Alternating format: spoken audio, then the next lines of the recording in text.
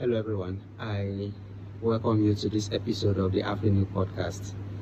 I just wanted to touch on something that is very important before I go back to where I'm supposed to, my point of duty.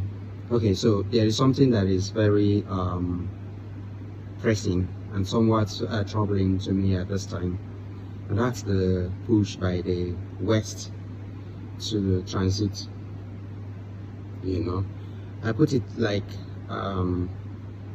we're about to start using a technology, and because another one is considered better, even though and the reason for it being better, you are not it's not applicable to you somewhat. The West got developed by using some energy dense source, okay, fossils and the rest of them, and Africa is about to start exploiting this very important energy source, and it's about being flipped off. And being flipped off, I mean funding for exploring and exploiting some dense energy source like gas and other fossils are being stopped to Africa, okay, are being stopped from being accessed by African countries. And why is this very troubling to me? It's troubling because Africa now is like being left not to develop as other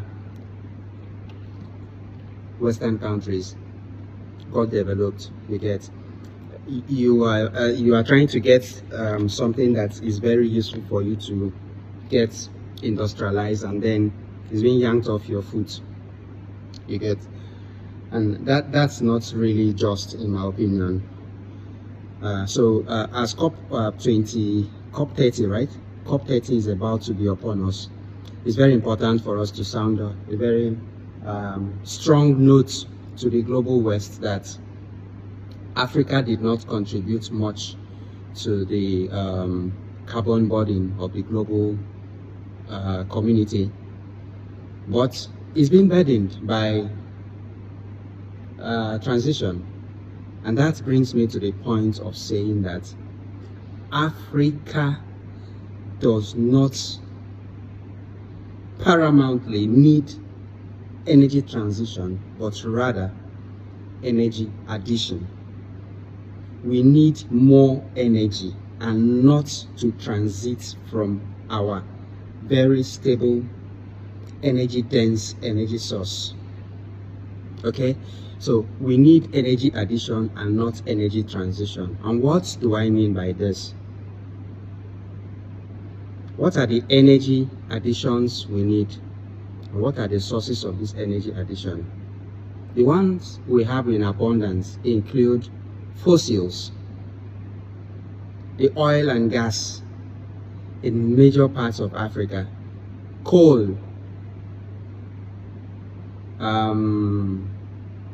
nuclear, and which other energy dense one? Hydro. Okay, so among all these, there are very important factors to be considered. Okay, so but the one that we have readily abundant and that are not that much carbon dense is gas, and we should exploit this. And studies have shown that when gas works in complementarity with nuclear, it becomes more sustainable.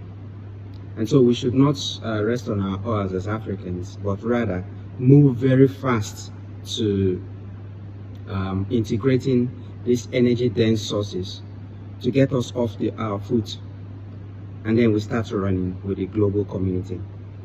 Okay, so the West should be very considerate when it comes to energy transition, because Africa has not gotten fully energy independent.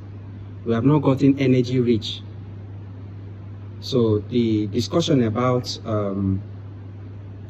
energy transition should not be at the front burner. This message is also being sent to the various leaders of the African countries. Please, when the global community come on the table and start putting some things, you should consider your station, your status first before jumping, because they always put this bait, the carrot and stick method. Okay, they put a bait. Okay, we are going to give you carbon credit, blah blah blah. Okay, what is carbon credit? You need capital first before you start talking about credit. Credit is just like the incentive that you are given for not doing something. Okay, good enough as they sound, you can get those carbon credits by using your energy dense sources that do not produce carbon, like nuclear energy. And this is even another very important point. You can begin to sell green bonds because you want to use the proceeds to develop nuclear technology, or even to maybe clean up the carbon dense sources that you are perhaps using for the time being. So the main point of this episode is to sound the need for us as Africans, okay, to add energy to our mix, to add energy to our energy bank, if there is anything like that, to add energy to our energy pool or power pool. I know we have different regional power pools. We should make them rich first, add more to them, and then we can now start talking about transitioning. Transitioning is very important. In fact, I will not say that Africa should not transition. We should transition, but that should come after we have gotten energy rich enough. Okay, so it's just like a baby that is trying to get a hang on something, maybe to stand, and then you remove that support, or you place something on a slippery, it's just like running on a treadmill. Okay, you get nowhere, you are just in a stationary position and you're just busy, but you are not proceeding. Okay, and then another illustration is just like you are going to the gym when you are highly malnourished. You have not gotten enough food to sustain yourself. You are not even healthy enough. You don't have the appropriate amount of nutrients.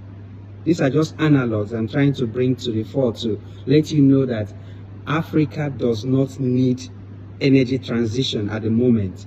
What we need is energy addition.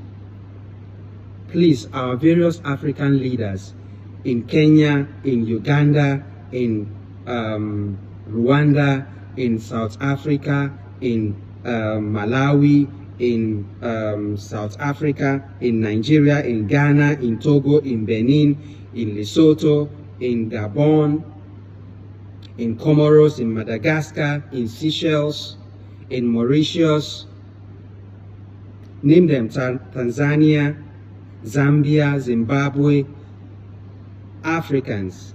What we need is energy addition. We need energy addition and not energy transition. Please get it right. Stop the greenwashing at this moment and get energy rich first.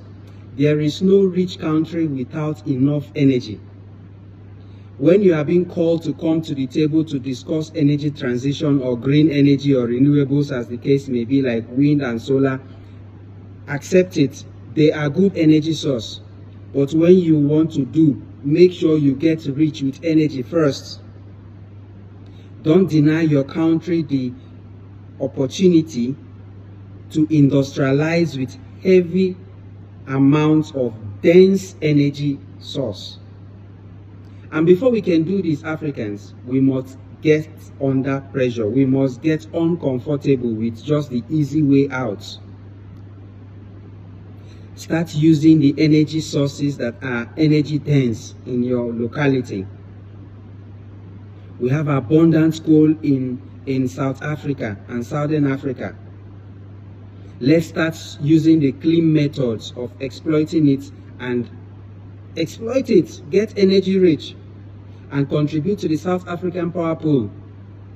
In Kenya and East Africa, we have abundant geothermal.